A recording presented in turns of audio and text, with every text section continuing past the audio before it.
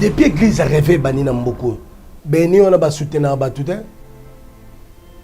Beni on a ndeko mona la so bengi si l'église na yo, hein?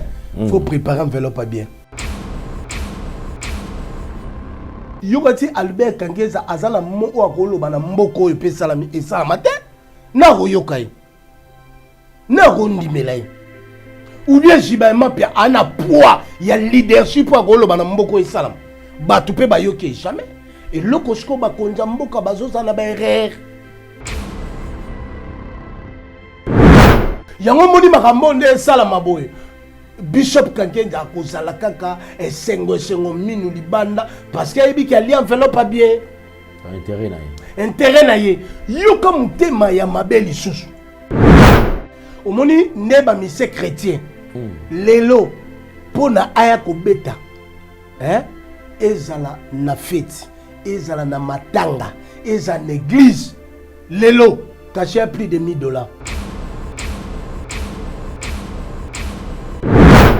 Ba ene na biso na mboko yo ba soutenir ba jeune te au contraire même jeune au bande église asika ene wana azoluka ya banda ko ya olia yo offrande du prophète offrande par l'élévation nalobi ene moko boye azio libosa peuple na ye abondela pono nzamba ko tomola mona mbalo ko zala leva ozala boye papa il faut les ataba $10,000 plus forte raison même moni ma passe ba olimo asenga na mbongo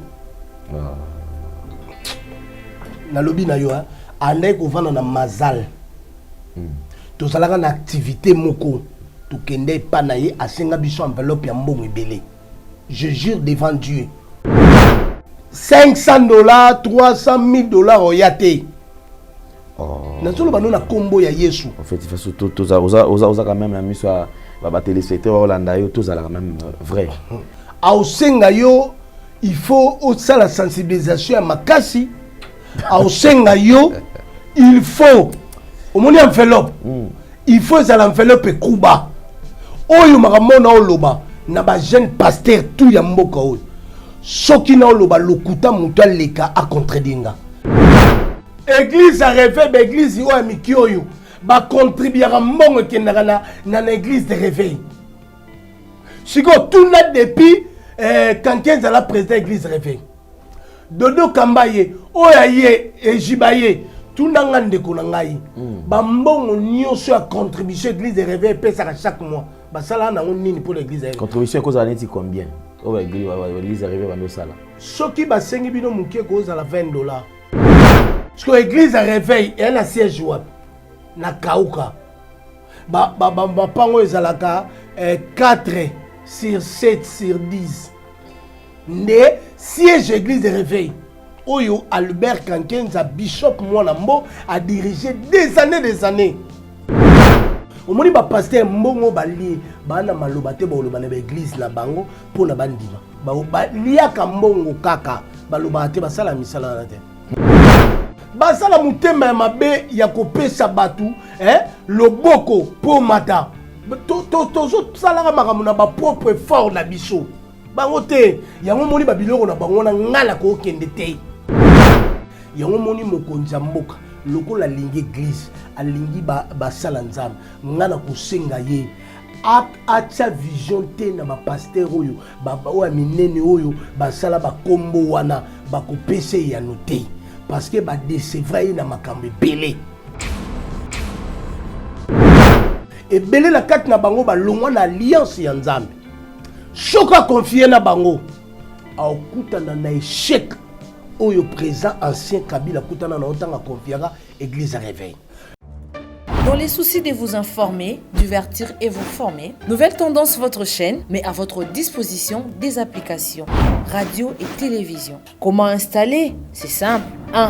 Rendez-vous sur Play Store ou App Store. Tapez TVNT pour la télévision et RNTFM pour la radio. Pour répondre à vos préoccupations, contactez les bureaux. Merci pour votre acte de bienveillance. C'est compliqué, en fait, Abraham...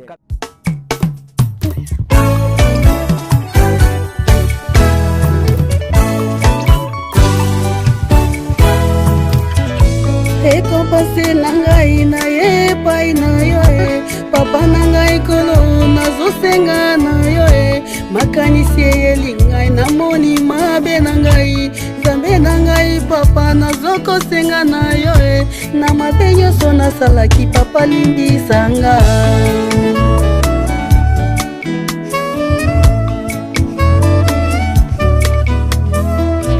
Nzambe na ngai papa na ngai kolo yo ndokelaki ngai mwana na yo mimie Nzambe na ngai papa na ngai papa yo ndoke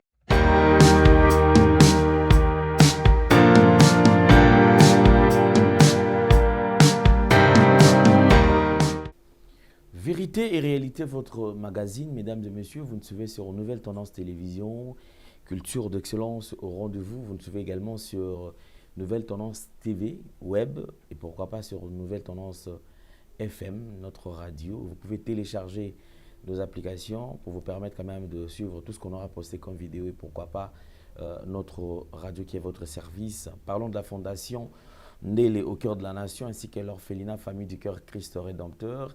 À travers cette opération, vous êtes sensible aux cris de détresse, vous voulez soutenir les orphelins, le veuve, les démunis. Pensez à cette structure et certainement Dieu va tous nous bénir. Nous parlons plus en images et on se retrouve juste après.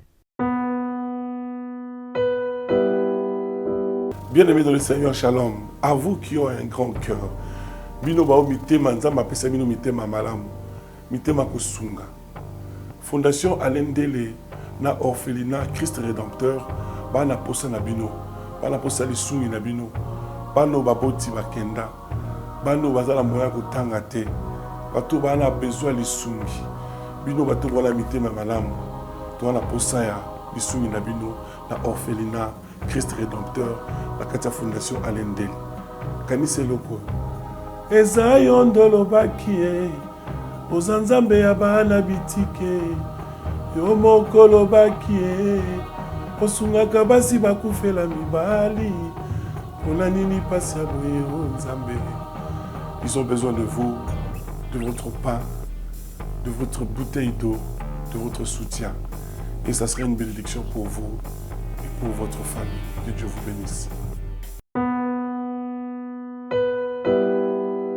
De retour sur ce plateau, nous vous proposons les deux produits disponibles chez nous. Vous avez Maxi Bien-être qui nous accompagne, un ami de tout le temps, de tout le jour, et aussi anti-poison. Désormais, pour Okufana poison, c'est que Ozaki au courant, mais si tu fais déjà oui que Ozali attendre un poison, bah produit Ezali disponible au Roki Kobinga na numéro où ils allaient afficher au bas de vos postes téléviseurs pour permettre à ce que tout côté en contact, biso, nabino, pour permettre bino, quand même à comprendre soin, il y a santé nabino. La pub nous en dira plus, on revient sur ce plateau. Merci Banakin, Bana monde entier. Maxi Bien-être. Tout à la café, le logo, na mêlé logo, mais le logo est amabé. Il y a bien pour la panne technique, mais quand ça les langues on a n'enga ma bête, ça les langues pour la maman. La célibataire to lingi bino ate. So maga boma mukolo bala. Pourtant mzo ba produire en soute. Maxi Bien-être yango yo. Lukango benga ndekonanga Alendele yé mutu ayebi esika ko fournir yo autant que tu veux, $35. Eze belé na kati. Sobo melika moko de joga bien. Des hémorroïdes banini tout ça. Bilialia, vanda, mosala, banini. Et réparer le système ya break. Et réparer le fonctionnement. Fonctionnement ya break de break, donc et son fonctionnement ya bien. Tout comme les Congolais. Les Congolais, ils ont gagné le match. Ils ont défaite. Pas de technique en plein match, c'est pas bon. Ils ont gagné les locaux. Là, c'est éviter de dire, surtout les pasteurs, ils ont mela. Bobenga pena Alendele na numéro nae pour bobenga pour bozo loko, c'est important. Traitement poison anti-poison yango yo ne ba mususu meli yango avant okende obima o mela melango ça des jours ata bateli loko moi cuire mon corps c'est bon oyo pe anti-poison donc soko ata ezala kati et longolango Alendele mikolo somme n'habiter mindele yango ba pese biloko ba udia po biloko yango bendeza ya solo mikolo ba tia poison à toi famille te à toi problème na mutu te jalousie car donc ba produit yangwana ya anti poison oyo pe anti poison donc benga lendele à partir na ye ayibindeni oya ozwango nzambe na nga pambola bino mi batela mboke komi bien te bato komi na jalousie oyo tozo comprendre dessous te bana mike bazo kufa mikolo bazo kufa ba otiana bana bébé ba poisson donc toujours zala nanti na ndengana nga na ndako c'est bon que Dieu vous bénisse. Bon début de semaine mesdames et messieurs, vous êtes toujours sur Nouvelle Tendance Télévision, Vérité et Réalité, votre magazine. Aujourd'hui, on ouvre déjà cette semaine avec beaucoup plus d'actualités et certainement actualité qui permet très bien surtout quand même la Kosolo là, na toko taper na moi mon zindo parce que depuis un temps, on peut quand même réfléchir. Vous savez, ce que j'ai toujours dit et quelque part, je veux rejoindre ceux qui pensent que les serviteurs de Dieu ont une part et responsabilité dans la destruction en Bokanabiso. Je pense qu'il y a plusieurs années où il y a eu des assises, il y a eu des réunions, il y a eu des conférences permettant aux serviteurs de Dieu de se mettre ensemble autour d'un sujet, bien sûr, autour de quelque chose qui peut permettre Bangoba Solo là. Mais quel résultat au assise wana emimela kabiso? Ou le résultat de ces assises a quel impact positif bien sûr na vie yaba congolais, les quotidiens congolais en soi, azali ko vivre ndenge nini? Est-ce que kusangana wana emimela kabiso nini? Je veux des réunions organisées bien sûr dans le stade de martyrs ou réunir les serviteurs de Dieu moi et belé. Mais autour de toutes ces réunions, à moi, qui n'a pas la bonne mémoire, je pense que la réunion surtout aucune réunion, ou en parlant de la majorité, nous avons des réunions où les serviteurs de Dieu, nous allons organiser prière.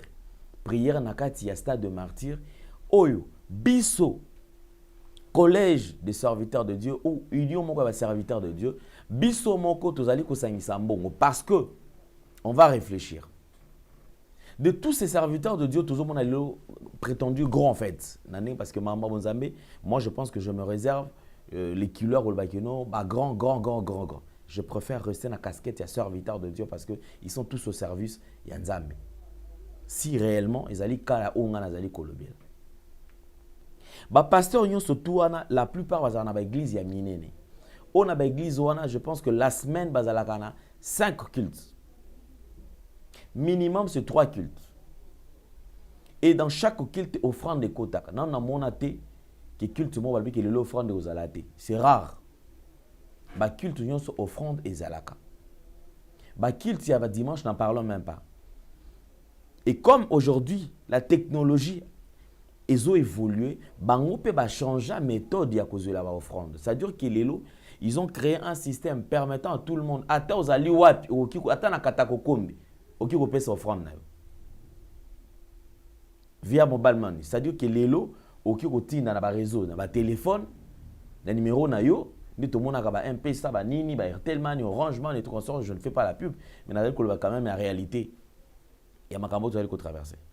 Bakotinda batunyo surtout ba kotinda mongo misolo kuna bato zana mikili ya poto o bakomona keno mbongo peut-être poids 10 € aki kotinda to 5 € atinda yango na compte na agence dans l'agence et osala presque impossible parce qu'il faut foutre à paix commission. Alors ils utilisent le moyen le plus simple zali PayPal zali ko permettre ata moto alingi tina 10 15 20 € a kotinda nae. Ceux qui bosa 50, bosa 1000, bosa 5000, botindi kaka ba 100, ba 5, ba 20, 25, ba 10, bani on a que non quand il y a pasteur. Il y a PayPal à se retrouver à ça même on a 10 000 €. Il y a offrande. Pour tout le monde en ligne des fois baza les cultes on a 10 000 personnes, 8 000 personnes ba na katali bazolad.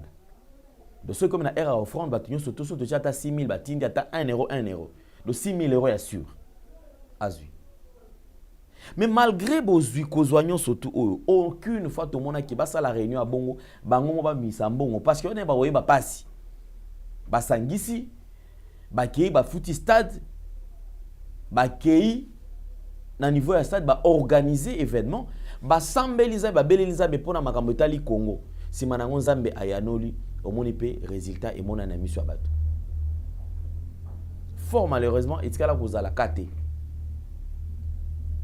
ata soki balobi ke bon lokola bosambela nzambe biso toke bamoni administrateur ya gestionnaire ya stade bayebise ke non pesa bango stade bakochanger phase bakoloba te bopesi biso stade ebongo bainstrument bopesi biso bainstrument ebongo transport mpona bandimi bakoya na kati ya église ya kati ya stade c'est-à-dire que organisation na bango nyonso tout ekutaka bamillion bambongo ebimaka wana mais en retour toyebi te soki congolais abénéficiaka na yango tomoni awa na kati ya mboka na biso iki ekokende kozonga révision ya constitution esengeli toke na référendum peut permettre constitution ya mboka na biso bayebana kobongola yango lisusu. Nous avons suivi le discours à chef de l'État, na Kisangani, bisika to ba communicateur ba koleka na etando ke pona tina na ko sensibiliser déjà batu. Dernièrement, j'ai lu la lettre. Il y a président, il y a UDPS. Moi namboka nani Augustin Kabouya qui rappelle na ba militant que ba militant ba yeba ke testament ya Kondo Etienne Tshisekedi a dit que la bango maloba ke mukolo ba kozwa pouvoir esengeli ba changer constitution. Na yebite ceux qui eloko oyo et salama kaka parce que bazaki na pouvoir te. Mais je me rappelle lorsque na pouvoir ya ndeko Joseph Kabila balingaki ba changer constitution ba simba yango to mona ke no IDPS était les melaka. Na yebite ceux qui à l'époque testament ezalaki na salamate tout ezalaka ndenge nini na ebite à l'époque ceux qui baboyaka pona nini et lelo ils sont motivés ya ko changer constitution pona nini wana ezali nani j'aurais appris que réunion ba 6 etu ko salama awa to monaki basali campagne na yango misolo il paraît misolo ebele ebimi pona tina na kosangisa basali na nzaba pasteur bakutana po bakende kuna dia basanga basala liboke na liboke bakosala eza po permettre bango bakende ko tango bako contacter bango ba na ko sensibiliser pe na ba mangomba na bango pour que révision ya constitution e bana ko sala d'après ba information to ali kozwa mais na kati ya ba 6 wana tomoni il y a certaines personnes ba boyi na bango ba 6 wana bango balobi ke no ba kozala te ba ko assister pété. Je vais lire quand même un post il y a général Sonic Kafuta Rockman.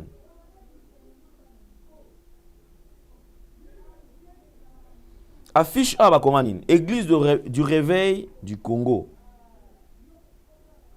Sommet de l'unité. Thème: l'unité signe de maturité. Unité signe de maturité. Nasuka kuna tobandi komona babandi kotanda batandi ba pasteur. Il y a eu plusieurs pasteurs batandaki kuna mais tout le monde a mis sous baïkité. Alors je vais lire ceci. Ça c'était le 2 octobre. Le général dit ceci: je suis surpris de voir ma photo sur cette affiche. Je ne suis pas dans ces assises, ni de loin, ni de près, ni de loin, car je ne peux pas trahir ma conscience. Veuillez, s'il vous plaît, retirer ma photo. Signé Général Sonic Kafuta Rockman. Veuillez, s'il vous plaît, retirer ma photo. Retirez ma photo. Abeta cet avis. Bolongola ya kozala hypocrite. De quelle hypocrisie? Dans un de Baoba. Azali ko lobela na kati ya makambo. Est-ce que ba 6 wana ezaki pena ba 6 ya solo? Pendant que je suis en train de parler, je pense que bazo illustrer biso ba image. C'est un plaisir quand même de recevoir ce plateau un homme de Dieu, c'est un prophète. Prophète Ifaso déjà Zali invité na biso loko eza côté na bango to beka kobeta CT to yeba quand même likanisi na ye parce que tout ça na plateau. Homme de Dieu, bonjour et bienvenue. Bonjour. Santé bonne. Malamu papa Lendele nzamba zobatela nangolo na nzambe kimezali. OK.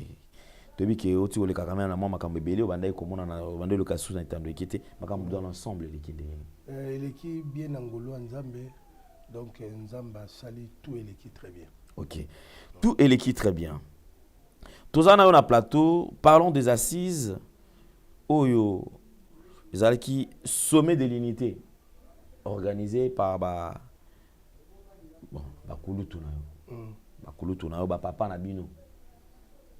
Basangani pour organiser sommet de l'unité. Na moni quand même bilongi so ezati. Yo zaki contacter? Nazalaki contacter na ba réunion wana que makambo susu et comment au salama toko kendete pona batu bo se présenter pona bozu ya batu musu pona gloire ya batu musu nde toko skende ba biloko ala te. Donc parce que biloko ne commandé ni église des réveils nde omoni Bishop Albert Kankenza ndenge omoni Ejiba Mampia nde omoni bandeko na tout et comment lokola église des réveils comme cop église comme business ya omoni bazana ba guerre ba welela ka ba poste parce que comme business réunion no moni wana nde salamiana yana mbongo oyo pesa maki parce que na mbongo wana bango ba opesa ka certaines batu wana ba ene wana mikolo wana kezana batu musu ba ozwa yango bongo te pesa na batu musu ba kozwa kai ba ozwa mukie bango ba kozwebele. Donc c'est ça oyo ke nga na mona ki importance ya kutana ba bloko anezate za nango bo tombola batu bo pesa gloire ya batu toke suna ndenge mususu papa Alendele depuis église rêvé bani na mboko beni wana ba soutenir batu te beni wana ndego mona gala so bengisi na église na yo faut préparer enveloppe bien sans enveloppe bien a oyate. Donc, invitation tout le monde qui non besoin organiser convention croisade au bengisi ene nao ils allaient moyennant quelque chose moyennant te enveloppe ya bien il faut kende oh enveloppe il faut kende il y a bien $500 $300,000 au yate oh na solo bano na combo ya Yesu en fait il faut tout ça oza quand même la mise ba téléspectateurs Hollanda yo tout ça quand même vrai. En échange, ils allaient même beaucoup ça avant quelque chose. Arrêter qu'il y ait que soutenir. Rien. Ça dans Zambé, les Kazali. Rien. Au Sengayo, il faut aussi la sensibilisation à Makasi. Au Sengayo, il faut au moins enveloppe. Il faut ça l'enveloppe Kuba. Oyo makamona oloba na ba jeune pasteur tout ya mboka oyo. Soki na oloba lokuta mutu leka a contredinga. To leka nanga na plateau. Plus forte raison, même au moni ma passe à Baolimo. A senga na mbongo. Na lobi na yo hein, allez ko vana na mazal. To salaka na activité moko. To kende pa na ye a senga biso enveloppe ya mbongo ebele. Je jure devant Dieu. Idée sur enveloppe que vous allez répéter combien? Ce qui au PC. Pour le 300 T. Na lobi soro o yon enveloppe à 500 à cause de a oyande te. O tia fichi akoyate. Yo sensibiliser o tia la fiche parce que mon orateur ba fiona soko lingo bengise na action na convention papa bongisa zala na mbongo moko boye oyo il faut pona ya bien faut zala ba so ya mukie ya suka il faut zala ba $3,000 caché na oh de prédication peut ba prédicateur comment ça peut cacher oh il y a les lotés à papa Lendele makamona bano ya kala omoni neba mise chrétien lelo pona aya ko beta ezala na fête ezala na matanga ezala na église lelo caché plus de $1,000 c'est renseigné siko pasteur o ene ya mukolo ba mission ya mikio ba bimi lelo lobi a sengo plus de 1000 siko yo yebisanga pasteur a mukolo ayo teya soki batindi yo na relation faut bon enveloppe ba 3,000 nde alongwe makasi zaka na ya latia yepe Moi déjà azui déjà par naé. Azui 3000 naé avaya pe bosalele offrande ndenga olinga azonga. Pe il faut bosala mobilisation ba affiche ba télé ba makelele, il faut akuta pe population. Jamais akoloba lokwa leki nanga ou bien mwana oyo na yata na katika ya église ou bien na luata debisa ko sala yango te.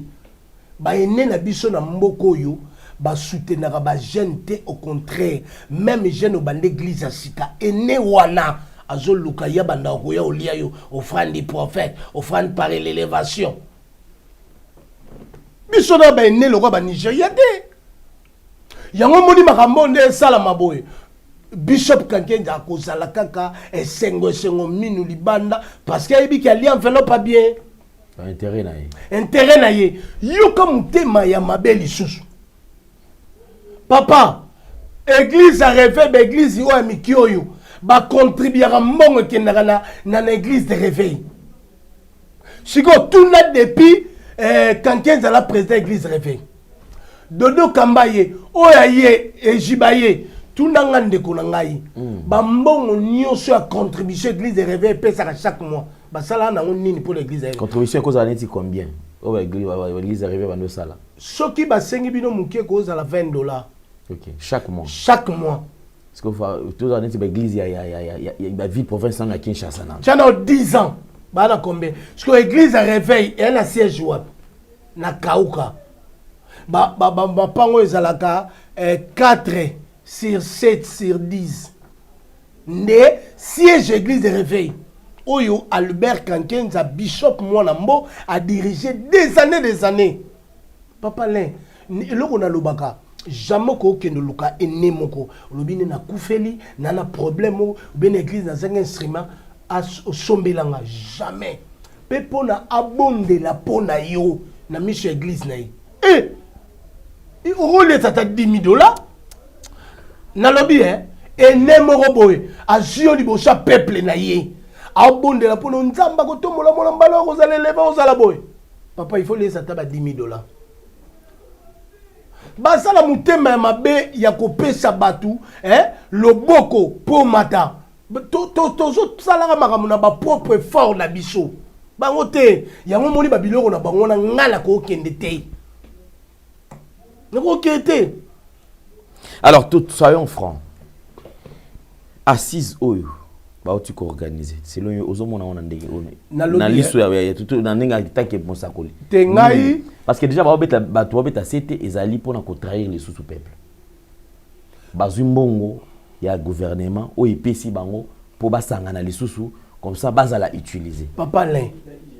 Na lobby na IGF aussi. Papa Len, you habite depuis série à Kabila l'église réveil il y a Kambo. You sur le bon moment depuis Kabila le père, Kabila fils. Série à Mobutu. Si le loyo bali à Kambo ya ba gouvernement sko bali à ngo groupe moko ya batu mabeza. Na lobano boy. You gati Albert Kankenza azala moko akoloba na mboko pe salami et salamate na royokai. Na rondimelayi. Ou bien Jibaima pia ana poids, il y a leadership pour akoloba na mboko et salam. Batu pe bayoke jamais. Et lokosko ba konza mboka bazoza na ba erreur. Papa langai, omoni mutu lokola Sony Kafuta Rockman, soka lobby na mboka oyo. Et yana batu ba ondimele pe ba Holanda na milieu évangélique. Mutu lokola muto mokalombo, soka lobby et yana batu oyo ba oyoka ye. Na ba pasteur ba oyoka ye. C'est ça. Ils ont leadership, il y a hiérarchie église à réveil. Tout ça là, papa qui l'a n'impata, musée Aïdi Niabala. À Koufa, l'autre tout na papa qui l'a n'impata. Chose grave qui a papa qui l'a il a toujours qui Magamoso et ça la maman va contacter Kaïti. Ba ko contacter. Et puis Nicolo na bino. Baki Makai. Ça je dis papa na lobby boye bako lukayete parce que baby papa kelani aza muto à droiti azota mona ko banga nzambe aza patriarche vivant.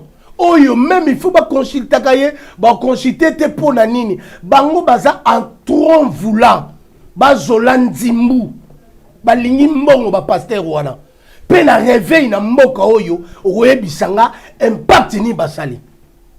o lelo balingi baliaka mbongo pas ni basali pe peuple koyoka bango te eloko bango te omoni réunion wana tokeno na logique ngana oloba no la prophète to na loba makambo ka la constitution il faut changer chose là na ba message na pesaka na loba ki ke na 2024 et un eloko moko te ya trouble moko ko salama oyo e ko ningisa pouvoir ezate ke na yebisaki yo na ba mission partout na leka na loba ki nzamba lobi na 2025 eza na eloko oyo ko salama na kati mboka oyo na loba ngo chaque fois sikoyo omoni ndenge ba changer constitution oyo papa na ngai Tchango na mutu na 2025 ils ont quelque chose de ça. Pe na zolo ba la prophète, présidence, kanga mamona ba, premier ministre, assemblée nationale, sénat, papa, avant constitution changer, il y a un trouble moko yo salama. Kanga mamona loba. Il y a un trouble moko yo salama, il y a confusion, il y a ben institution wana. Premier ministre, présidence, président assemblée nationale, na président sénat. Il y a une guerre moko yo leka. À partir il y a qu'on changer constitution. Il y a une misuba ko linga. Na ndege bazana, il y a une misuba boya et créer guerre avait changé. Pe yango eloko musuna ina lo baboy. Au moni nzamba lobi na ngai ba changer et au salam que il y a pula ya mabe. Bolanda te ndenge ba opposana ba fandi kimia. Il y a plein mabe et zo bonga na 2025. Na zolo ba no logo la prophète, il y a plein mabe zo bongisam.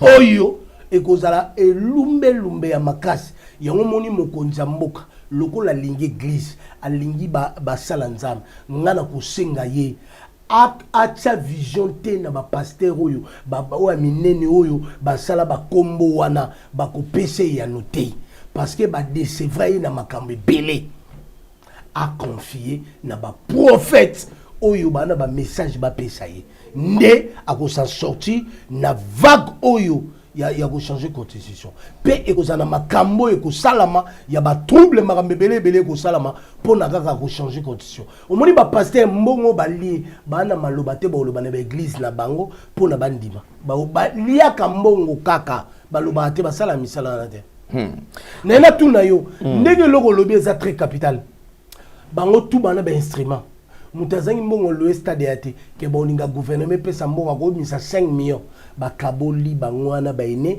siko bangamba na bango bana na bango ya église de réveil ba jeno basala baila bango siko batu pona batondisa vous comprenez yango moni na ba fiche wana tala bien ba bendi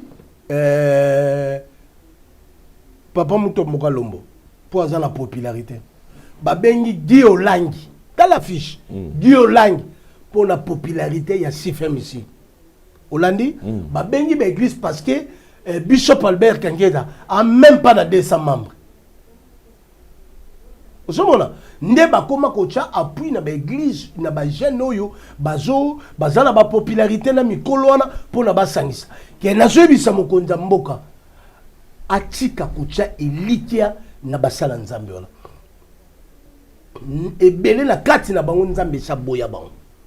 Et belé la carte na bango ba longwa na alliance ya nzambe choka confier na bango a okutana na échec oyo présent ancien Kabila kutana na otanga confiera église à réveil na kati ya confier église ba deni lesi bazalaka na accès soko se rappeler ba kutana na Kabila lokola bazalaka bato ba aventurier ba memela Kabila aventure pe loko ya malongo samite na suka nango ayana suzi ya leki ya mkonza mboka pona ba trahir pasteur ntawa ozomona pourquoi ba monaka ba pasteur o ba sala kombo wana o ba yebana ba kansaka bango bana nzambe ya na deno no ya nzambe ya ko sala o abi je rende ton logra tu seras la source de la bénédiction na kombo oyo ba kisi bunganga eko pesa yo ya na deux sortes non. Il y a deux sortes de basala nzambe. Il y a basala nzambe yo bakochi kisi na basala nzambe nzambe atombolié.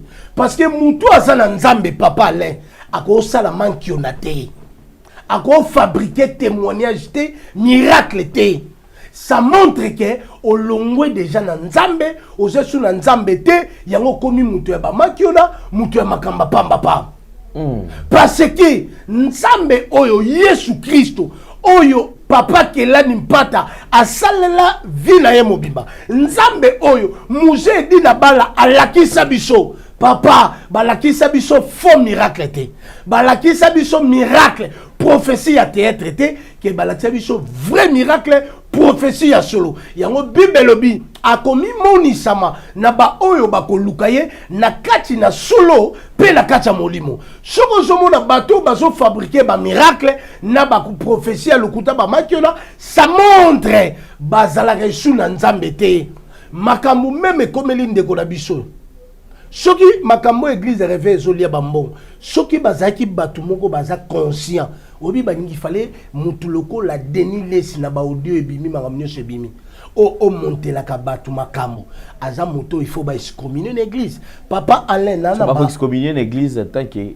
nani ba excommunier parce que lelo za ba confession te malgré ba confession religieuse que église de réveil du Congo ERC ils ont chapeauté toutes les confessions ils ont légalement reconnu dans l'état ya liboso loko la confession religieuse ndenge kimbangiste za ndenge missionnaire za ndenge église de réveil za siko problème eza boy papa Alain ngai nazana problème moko dans lobano naza na enregistrement na téléphone nga loba makamba lokuta te na kende pa ya ndeko na biso Denis pour na obomele moto moko azalaka na ngona mwana moko to na kombi makambo nyonso azolo banga nazo enregistrer ayebate olandi omoni makambo nyonso ekomeli lelo Denis na ndeko na biso kabundu alesa ezali Denis a créé bureau na kati ya bureau wana basuda baza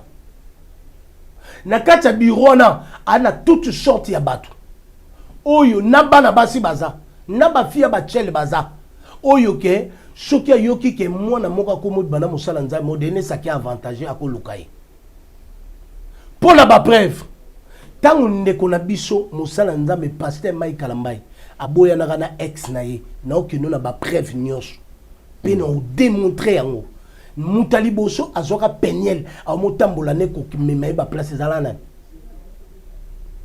c'est Denis tout le monde peniel za minorité te to lo bana sens nini omoni un homme de Dieu muto te ndoki atika kindoki muyibi atiki muyibi pona convaincre peniel elo nezangi lelo na kati église ebiti ke be régie koti passer à convaincre batwe ba monde babilo wana biso to ebo convaincre Sikoyo a otambola na peniel moi si un collègue no musala nzambe o soutenir rien na mabe to mona isike suka omoni soko yebi histoire pasteur Mutombo Kalombo Sirimo Denis sa attaquer soko landaka après yango pasteur Mutombo benga Denis na ferme na ye elikana ba réseaux sociaux ozo e bango na ferme wana muta fingi o alobei mabe obenge na ferme point ngana na ba audio oyo Denis sa expliquanga tina nini alukaka a réconcilier na Denis na tina nini oyo abanga kiso Denis a continuer koloba ezala somo juste na ngo na recha itandolo nani azaki na raison Denis a ndoko sile makam c'est ba ndoko sa makam te Denis sa zandenge ni papa Alain so mutani mi médiation c'est quand même que buyaka tukutana na convaincre yo pour na boma moto c'est quelque part te papa Alain azamutu agozala azala ina erreur landasko problème a Denis ces aboy omoni nenga collaborer ki na bana wana pona bayana bayana baye banenge nini bako koisa kabundu alesa évangéliste te d'après ba audio bana wana ndi bakenda ki vérifier te wone za Denis Lesi papa soki Denis Lesi a oleka la TV ngana koloba Denis Lesi bongola motema te na vinaye donc asengi pardon te zeleno papa Alain Denis abongola moteba te yo mosala nzambe bana mo bayiba basala plan ba trahir collègue na yo collaborer na bon eza plan na ye mon Denis église bakbaya katazo ba offrande te vi na ye commence ka komisi musicien yo akomo betolo matolo au PC mbo soki azoleka ba émission alobaka makamba batu soka bengi yo omoni eloko nini ezalaki landa maloba Denis epai ya ser na biso na poto alobi nini pla ezalaki nini bana ba bi plaise alaki aibse bango botika ngamona côté la eso na laxé ba vidéo na elie kende eza boko banga te ako pesa biso ata 100,000 be 200,000 na 100,000 ata ngoya Denis ako pesa bana na 20,000 be 10,000 ya tika na 80,000 à 100,000 wana ne mama cop na yo akoma kosala na mboko oyo papa azore sumbo évangile parce que na évangile ba bike ana imuta ba aventure ana muta ba ya makamnyos ba makio na tout ezaye ya omoni ba audio yo papa yo ba papa le ba ko enregistrer te point ba ko enregistrer te point ba enregistrer parce que ba yebi cop denile sa betaka siko denile sa koma osala boye pasteur moi munene so denile sa yoki obima na film ko boye Denis a aucun kuluka fiona a créé cop yelanga nidité na ye to yelanga na tinde la ye to grimacer tango mona bonga bangi réputation a pc tam sous 100,000 150,000 ya mona ofutela ndako bien ya mona otambola mituka bien parce que sans cela yos omoni na logique à combattre l'église. Si on a na maloba nana ba kamo ebele ka bunele sa so na lobina lobango ezama mabana onate aye ko attaquer ndeko na biso alobarate emekano abanda attaquer kasi yemoko na makambo osala ezo no église ou bien église ezo kende wa Denis lesi souwe na ezaki mama tina kufa boye bango comment ça oh aninga bo mama tina souwe ezaki souwe na ye souwe na ye mama tina kufa alukisi mona motion na 3 bomae na peso preuve mama tina lesi asali AVC Denis lesi réseaux sociaux lati akeko kobala moi ça malade na ndako ti ebemba vie Charles ya Charles lesi landa bien soko monaka mama tina na ebima na zainde azande azaki malade siko moi je suis soutenir yo moi je suis sala yo oyebana papa Alain ondima okene ko prédoter moi si moko boy et les capé na ba réseaux sociaux olobi tozana ba problème na ye moi je suis malade aluka boma mama tina moi je suis soutenir Denis Les Mboule belé papa Alain nazo annoncer pe na opesa message Denis Les pardon asengi na kabundu alesa et soukité asenga pardon na église corps de Christ. Et Zaka Kabundiale Sate, Denis Les a blessé Batebele, Namboka Oyo. Denis Les a monté Yamakamama Bébélé n'évangile Namboko. Au moment où Batebele va passer à la Bangage, Anna va CV na baon. Parce que yé ba CV à Batouye, mais CV à passer à Zoango. À Zoango, à Sala Bureau. C'est que quelque part, tu as na vie wana. Bazana vie wana, misusu bana vie wana. Au moment où misusu bana vie wana, a créé bureau.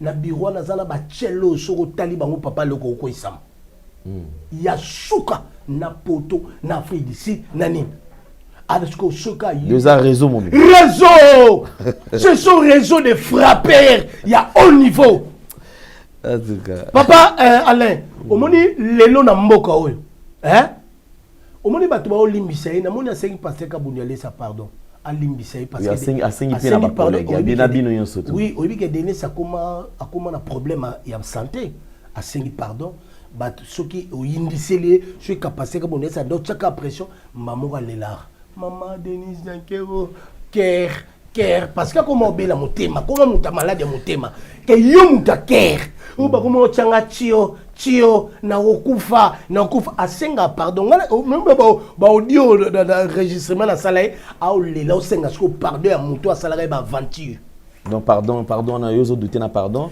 parce que j'aurais appris Jordan et le pardon quand même a été consommé non et pas évangéliste ou ça. Oui, pour nani. Parce que tout le monde qui est évangéliste ou ça, comment est-ce qu'il va déclarer mon dirier tu vas déclarer tes déjà ba modi sakaye. Mais est-ce qu'il pas occupé quand même ça là? Tout le monde ba modi rier pe ba kundaki na église. Siko na ina tout na boy. Démarche wana pourquoi pas ba sala ki ngo papa lendele avant ba modi rier. Il y a sengi pardon pasteur ou aller salokwa za motema mawa alimbisaye.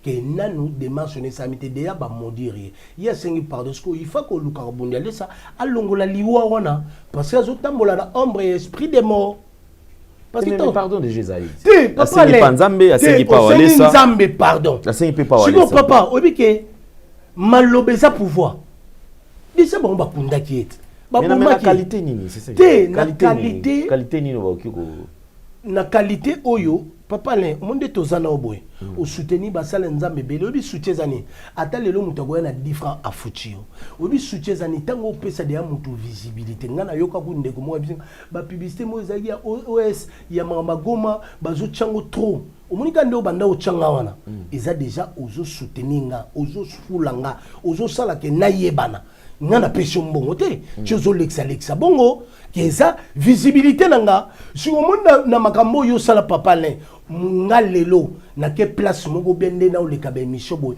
mutu moko ya munena benga na mboko a ju $100,000 a pesinga papa le il faut na sorcellerie ya na botama soki na ju $20,000 ya mokie na pesiote ou bien na soutenir chaîne na ote donc il faut na andoki pardon à sengi Chiko et l'eau est important. Il faut que une église à Kabundu Alessa, évangéliste à Longola Maloba, église la Mawanzab.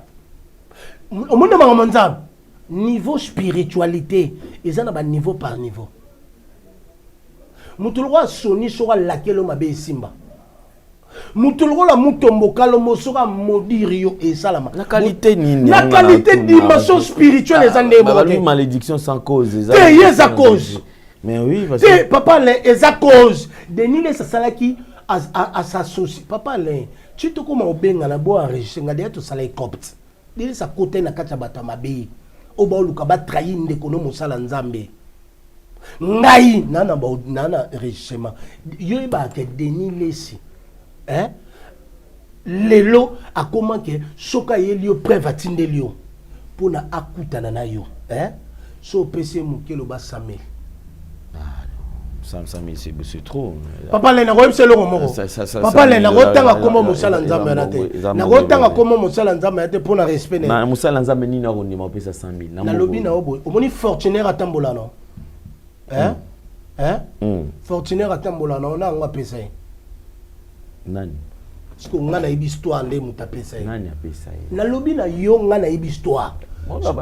Ma basala nzambe quelque part batambola pe bien parce que si batambola bien makambo ezalaka siko yango moni Denis Les tellement ibi batambola mabe bazé belé hein a créé bureau bino basala nzambe bokeba Denis Les a créé bureau ya ba fille na mboka oyo na Afrique du Sud na États-Unis na Canada moni ba voyage bela général akenda pe ko tuna ba bureau na ye mosala nzambe mo bosala ka erreur olingi fille mo boye ba junidité na yo mutatinde la batu Denis Olandi ana petit na imo pas ana ngaba ana basala ba cop wana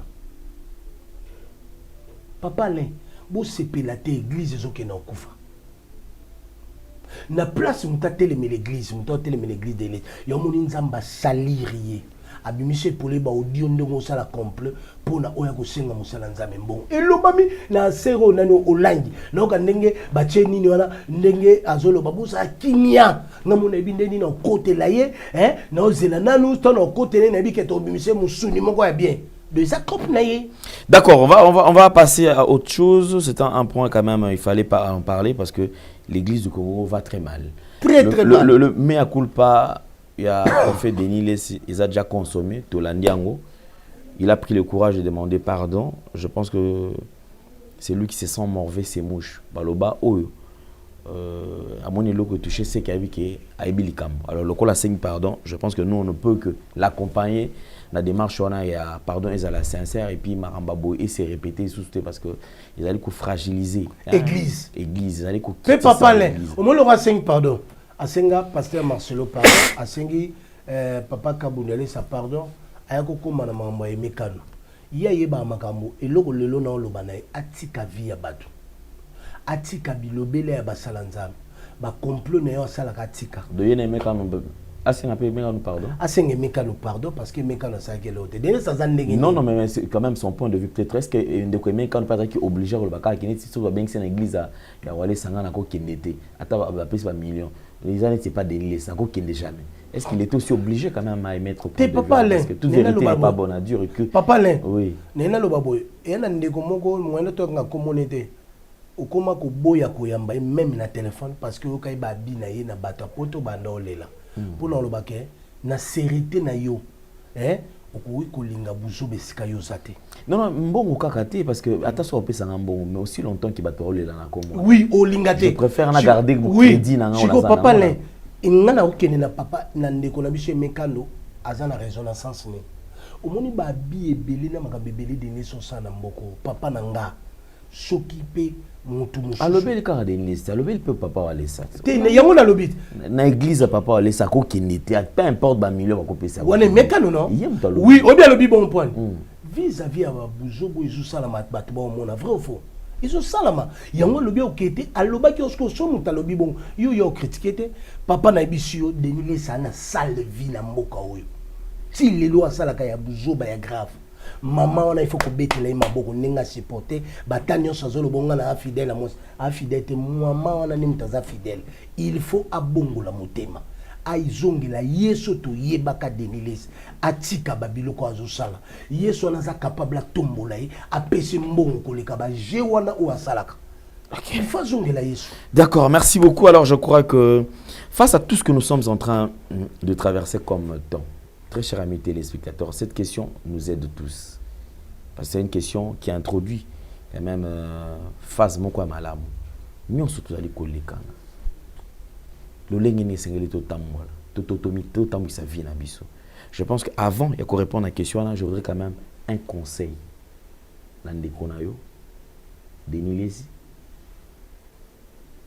Un conseil. N'a pas parlé ça parce que c'est depuis un temps que tout le monde n'a pas seulement dénilé, c'est au sens que ma cambozo bima tout autour naï. Et puis conseil na bandimi parce que nous avons vu même toi système à la carte église bandimi bazo bimisande komoko.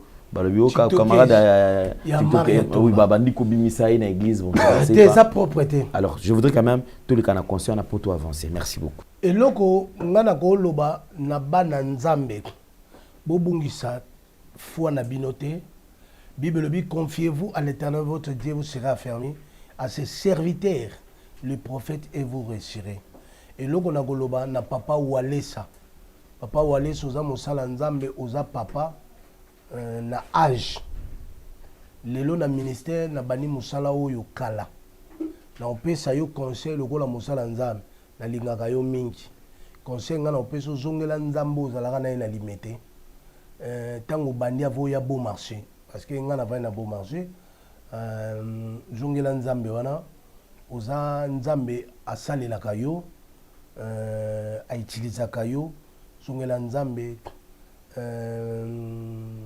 tika no mama ba témoignage tika yango zongela nzambe o bandaka na limeto atombola yo tio ebo marché le lotongi toza fier na yo na tamoke otombwami otongi elakisi serité na yo ndengo sala musala lelo na loba zongela nzambe o abandana yo ozongela ye na dimension wana ezala important oza moto ngana linga mingi tant na yoka ibabuzoba na bakombo na yo nazo ezosalanga pasi tika na mama ba témoignage zongela nzambe o abande ko salela yo na limité tango bandaki tio yebo marché ezelo mo mala melo na belande ko na biso denilesi mon frère bongola motema na yo zongela nzambe oyeba kala makambe belo zo sala eza ko honorer église te zo honorer nzambe te pe na loba na église ak na monaki wana ya bana wana bazobeta tiktok zone eza malamu te église il faut tous à la bana ya nzambe na quand on dit moi na nzambe ezata muta loba mabe pour na papa na ngai aye prière parce que prière église eza place ya mbaka ndumba moyibi muta mabe muta masumu fallait boyamba non obeta ye eza malamu te église to tikala te na ba conflit ya basala nzambe tokota parce que bana nzambe bele ba mokota ba conflit ya ba pasteur pasteur kinga bayokana te bomba mokota ba conflit ba ekomeli bango makamwana talibinote eza bitumba ya banzoko bochikango denine sizongela Yesu se repentir na sepeli na pardon sengi ka senga pardon na toute l'église pe buzoba ya koloba mabe pona basala nzambo tika trop réseaux sociaux na ba bêtise zongela réseaux sociaux na te ya Yesu na ba campagne na ba action o to yeba ko denilis parce que e wumelita mulai o yo pengwaki na sengi ozongela Yesu se repenti église basala nzambe to bondela pona yo ozongela musala nzambe za malamu elo pena ina loba na peuple de Dieu tokangama na nzambe nayebisa gouvernement congolais tokangama na nzambe bolanda distraction ezoleka te boyeba ke 2025 fin décembre tokota janvier ti tokóma na mois mars ya 2025 eya na plan moko ya mabe ezobongisama na mboka oyo nayebi ke mokonzi ya mboka oyo aza oyo nzambe atiaki ye nzambe soki atie yo place tambola na principe ya nzambe tambola ndenge nzambe alingi okomona loboko ya nzambe mpe nzambe akopambola yo ngai lokola mosala nzambe na opesa conseil tozoleka moment ya crise peuple ezosouffrir peuple ezomona pasi peuple ezoniokama mokonzi ya mboka na oloba lokola prophète décembre il faut remanier salama nouvelle gouvernement bima parce que gouvernement oyo ezosala le côté pasi nzela ezate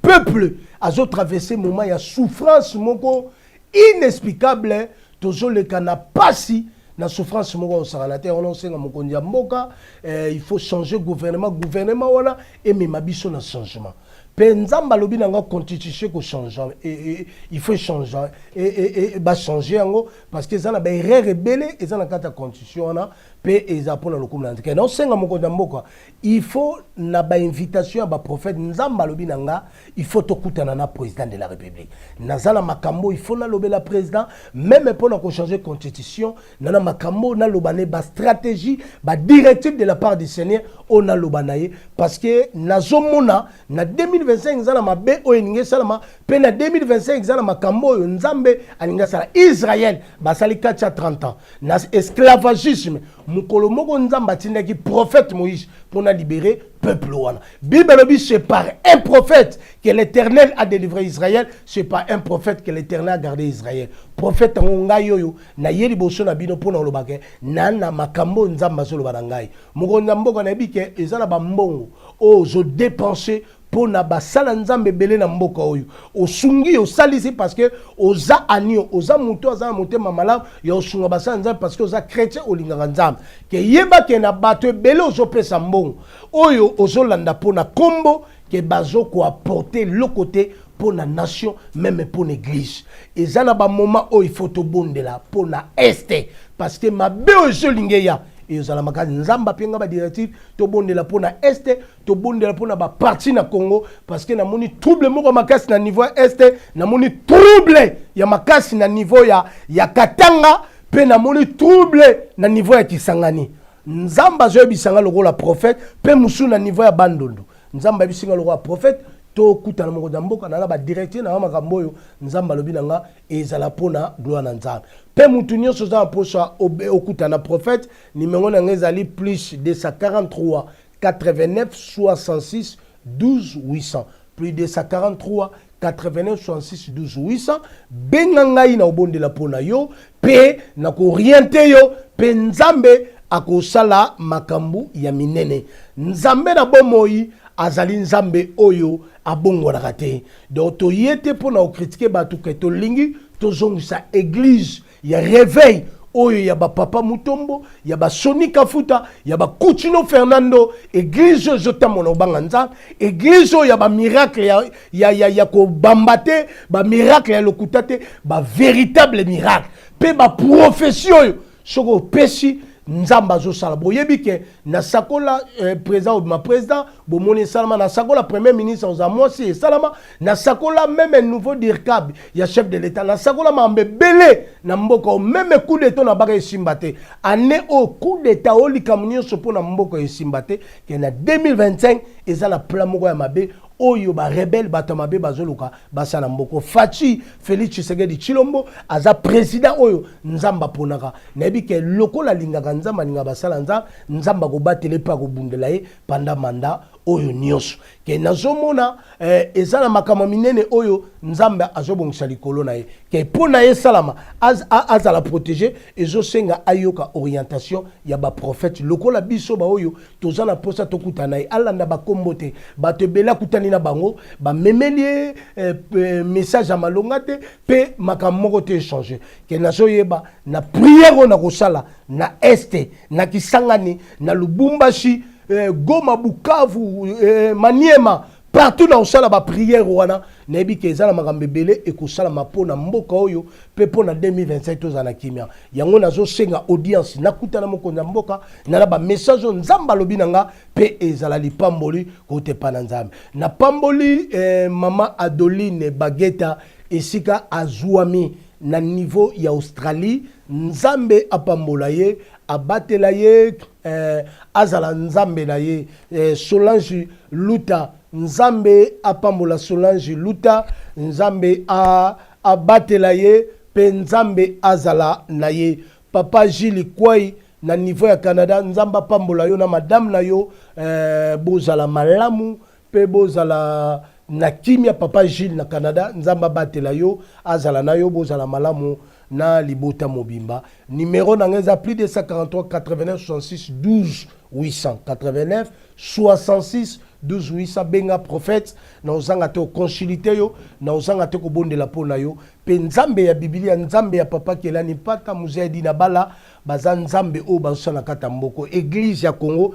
tozongela unité tozongela ko soutenir tozongela vie à prière vie à ba jeune tolongo na kindumba na kobima na basi ya batu na kosala ekobo na kati ya milango ya ba masanga ya mama wabe parce que lelo ba passer ba koma même au mona passer on met la cigarette passer autant mon ekobo ba passer lelo na ba poto par-ci par-là o ka ba dégâts ba sala nzambe ba osala ya malamu te église tozongela saine doctrine tozongela Yesu parce que Bible lobi ça la sanctification personne ne verra Dieu. Sanctification et au salake nzamba ko sala to sala compétition ba guerre te compétition ba grâce, il y a ba miracle, il y a ba prophétie, il y a ba démonstration de puissance parce que Bible dit ma parole reposera pas sur la discours persuasif mais sur la démonstration de la puissance du Saint-Esprit. Nzambe apambola batu nyonso esika ezwami bino nzambe azala nabino apambola Jenny Air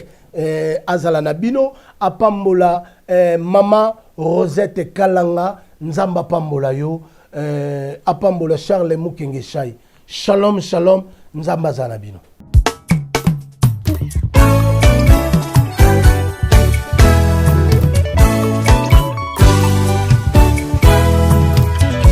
ekompase na ngai na ye pai na yo papa na ngai kolo nazosenga na yo makanisi eyeli ngai namoni mabe na ngai nzambe na ngai papa nazokosenga na yo na mabe nyonso nasalaki papa limbisanga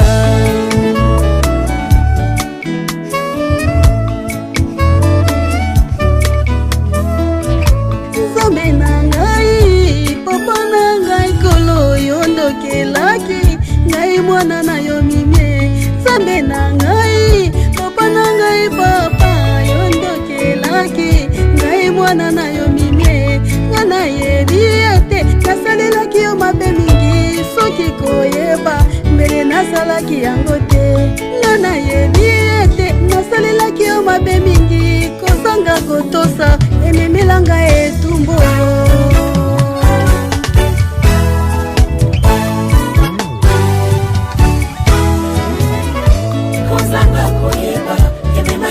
Bazila mabe kozanga kotosa ememela ngai etumbu zambe na ngai sunganga mwana na yo zambe na bomo yokela ngai mawa nasengi yo pardon kozanga koyeba ememaki na bazila mabe kozanga kotosa ememela ngai etumbu zambe na ngai sunganga mwana na yo zambe na bomo yokela ngai mawa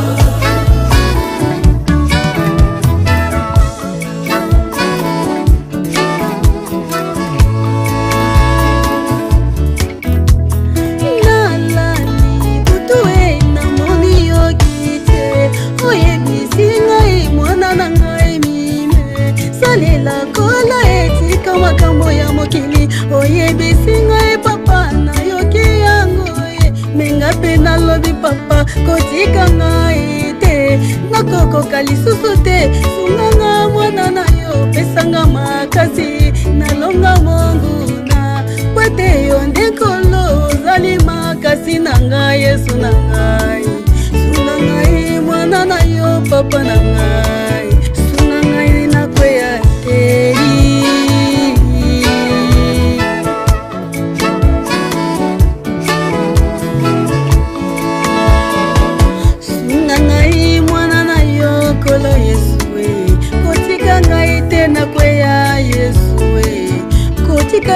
ngongu nalonganga mwana na yo otika te nga na kweya na masumu Yesu simbanga na loboko nga nalonga ye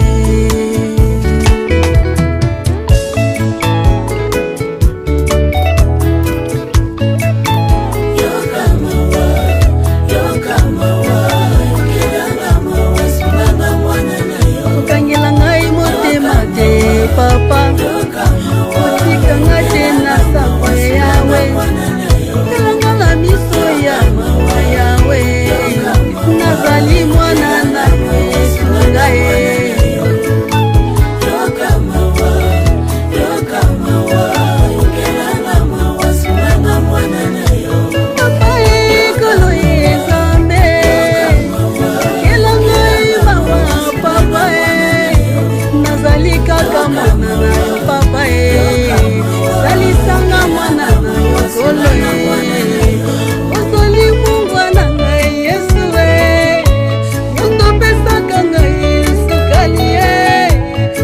pesaka ngai